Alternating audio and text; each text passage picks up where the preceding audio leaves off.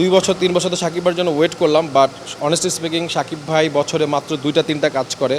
ওনার schedule পাওয়া অনেক tough.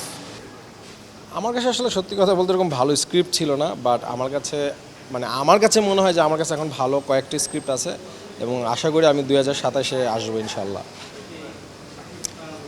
আসলে আমি তো চাইতেছিলাম 2 বছর 3 বছর তো সাকিব ভাইয়ের জন্য ওয়েট করলাম, বাট অনেস্টলি স্পিকিং সাকিব ভাই বছরে মাত্র 2টা 3টা কাজ করে।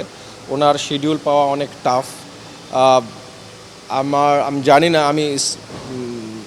আমি কাজ করতে চাই 2027-এ। লেটস সি, যদি ওনার সাথে ওনার স্কেডিউল পাওয়া যায়, definitely that is my first priority. Otherwise definitely অন্য কাউকে নিয়ে করে ফেলবো। গল্প সম্পর্কে আপনার আইডিয়া আছে, যদি সেক্ষেত্রে বলি আদৌ আমরা আমাদের সিনেমাগুলো কোন স্কেলে ভাবতেছি, আদৌ ওদের পর্যায়ে এগুলো আমাদের সেই পরিমাণ সুনাম বয়ে আনতে পারবে কিনা, আপনি কি মনে করেন? আসলে দেখেন, ধরেন আমি যখন ফিল্মগুলো দেখছিলাম, যে এখানে ইরানের ফিল্ম আছে, ফ্রান্সের ফিল্ম আছে, ওরা যেই বাজেটে কাজ করছে, আমাদের ছেলেগুলো তো ওই বাজেট আসলে পায় না। ধরেন এখানে একটা ছেলে কাজ করার আগেও ভাবতেছে যে যদি এখান থেকে একটা অ্যাওয়ার্ড না আসে তাহলে এইটার যে কস্টিং, এটা সিনেমা তো আসলে টাকা খরচ হয়, সেই টাকাটা আসলে কে দিবে? সো সত্যি কথা বলতে ট্রু আমরা পিছিয়ে আছি, বাট আমাদের young generation is trying really great.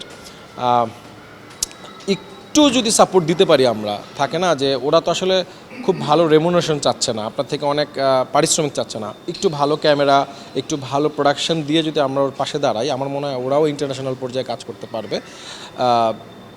মেধাটা আছে, শুধু আসলে সাপোর্টটা দরকার।